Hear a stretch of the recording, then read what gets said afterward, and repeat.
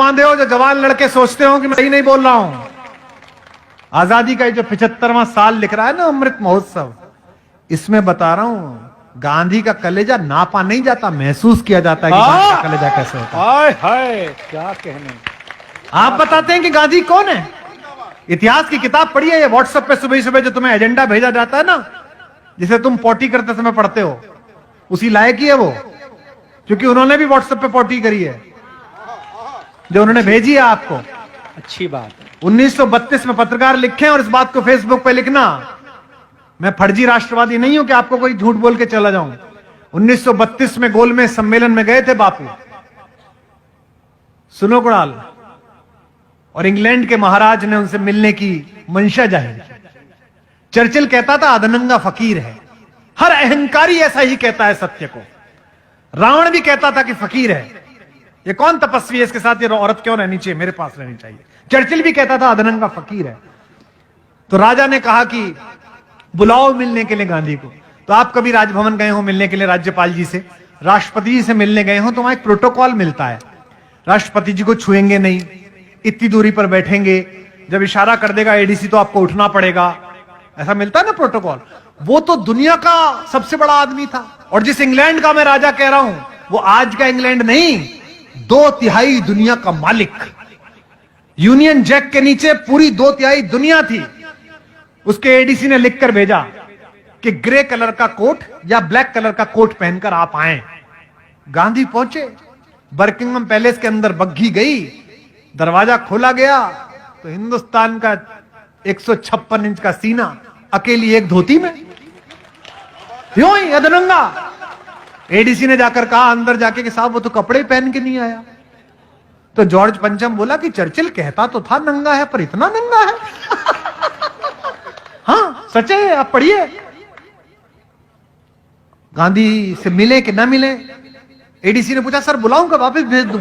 राजा को मस्खरी सूझी। राजा ने कहा देखे तो सही कौन आदमी है, पूरा देश खड़ा कर दिया आपने पीछे। उसने कहा बुलाओ अंदर। आया, दुनिया के सबसे बड़े आदमी के सामने हिंदुस्तान का सबसे कमजोर आदमी खड़ा है, और जिस हत्यारे को तुम महिमा मंडित करते हो वो नपुंसक था। 28 साल की उम्र में उसने एक बूढ़े अशक्त को गोली मारी। मर्द का बच्चा था तो किसी अंग्रेज में गोली मारता। हाय हाय हाय। मर्द का बच्चा था तो मारता किसी ऐसे आदमी को गोली। राम नाम जपते हुए एक बूढ़े को गोली मारकर आप उसे क्रांतिकारी बता रहे हैं। क्या बात। मैं जो टिप्पणी पढ़ रहा हूं सुने का, बैठिए आप विराजिए। मैं बहुत बहुत आपका आभार व्यक्त करता हूं, बहुत धन्यवाद। ये मैं इसे आपका प्रेम समझ के लगा लेता हूं। और राजा ने पूछा मुस्कुराते हुए गांधी से, एक धोती में गांधी खड़ा है, ब्लैक एंड व्हाइट में, सोच के देखना वो दृश्य है। आज ये जरा जरा सी बात पर अमेरिका के सामने घिग्गी बांधने वाले, चीन के सामने घुटने टेक देने वाले, जरा जरा सी घुड़की पे बिल में अंदर घुस जाने वाले नेतृत्वों से पूछना चाहता हूं, चाहे इनकी सरकार का हो चाहे उनकी सरकार का हो। 1932 में गांधी खड़ा है इंग्लैंड में राजा के महल में अकेला। राजा ने पूछा well mister Gandhi where are your clothes, तुम्हारे कपड़े कहां गए? बिना कांपे, यूरेनियम से बने हुए, प्लेटिनम से बने हुए, डायमंड से बने हुए सीने वाले हिंदुस्तान के सबसे बड़े फकीर ने कहा, जो सेंटेंस बोला उसे बोलने के लिए कलेजा चाहिए, नापने के लिए नहीं, महसूस करने के लिए। उसने कहा, हिंदी में सुनाता हूं जो अंग्रेजी में कहा, नॉट इवन माइन, तुम्हारे कपड़े कहां गए? उसने कहा मेरे छोड़ो महाराज, मेरे पूरे देश के कपड़े तो चुरा कर आपने पहन लिए।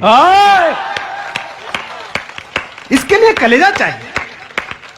आपका चाचा अच्छा हो सकता है, आपके बाप अच्छे हो सकते हैं, पर इससे मेरा बाबा बुरा कैसे हो गया यार? आप अजीब आदमी है भाई। क्या कहने। मेरी बेटी मुझसे पूछ रही थी कल, ओके अच्छा tell me who is the best prime minister till date. उसे लगा कि प्रधानमंत्री जी मेरे मित्र हैं तो मैं प्रधानमंत्री जी बोलूंगा। मैं आपको बताता हूं देश का सबसे अच्छा प्रधानमंत्री कौन हुआ। सभी ने अच्छा काम किया, नेहरू जी ने IIT IMD अच्छा काम किया, इंदिरा जी ने प्रीवी पर्स खत्म किया, बैंकों का राष्ट्रीयकरण अच्छा काम किया, राजीव गांधी कंप्यूटर लेके आए तो बहुत अच्छा काम किया, अटल बिहारी वाजपेयी गठबंधन कैसे चले इस देश को सिखाया, नरेंद्र मोदी ने बहुत अच्छा काम किया, सबने अच्छा काम किया। लेकिन दोस्तों इस देश का सबसे ताकतवर प्रधानमंत्री था 5 फुट 4 इंच का। हाय हाय। कुछ लोग अभी समझे नहीं। लाल बहादुर, इलाहाबाद का वो लाल जिसकी बहादुरी से पूरी दुनिया थर्रा थी। वाह। 19 महीने शासन किया था शास्त्री जी ने। 1000 साल में पहली बार हम जीते थे पाकिस्तान के खिलाफ। पहली बार हमने लड़ाई लड़ी और हम जीते। और सेनाध्यक्ष ने आकर कहा कि साहब वो कश्मीर में बहुत ट्रबुलेंस हो रही है। बोले कैसे? बोले वो आते हैं मार के चले जाते हैं। बोले कहां चले जाते हैं? मारो वहां जाके। तो बोले तो सीमा के पल्ली पार चले जाते हैं। तो शास्त्री जी ने कहा पल्ली पार जाके मारो। तो सेनाध्यक्ष बोला साहब ये तो वार हो जाएगी। शास्त्री जी ने कहा देश के नागरिकों को बचाने के लिए शांति हो या युद्ध हो करना ही चाहिए। आपके साथ खड़ा। हाय हाय हाय हाय। इतिहास को किताबों से पढ़ो, अपने नेताओं के चिंटू बनकर मत पढ़ो। इतिहास को पुस्तकों से पढ़ो भाई। ये लाइव जा रहा है, इसे लाखों लोग देख रहे हैं और मैं जानता हूं कि कल मुझे गालियां भी पड़ेंगी। छोड़ेंगे नहीं भक्त।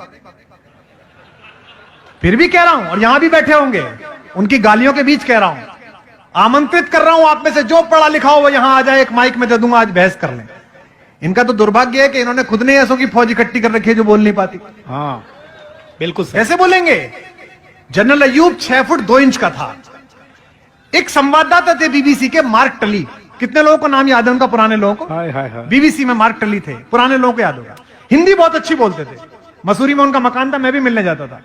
तो जनरल अयूब से पूछा, हिंदुस्तान पाकिस्तान के बीच जंग का आसार था और समझौता होना था, हमारी वार्ता होनी थी।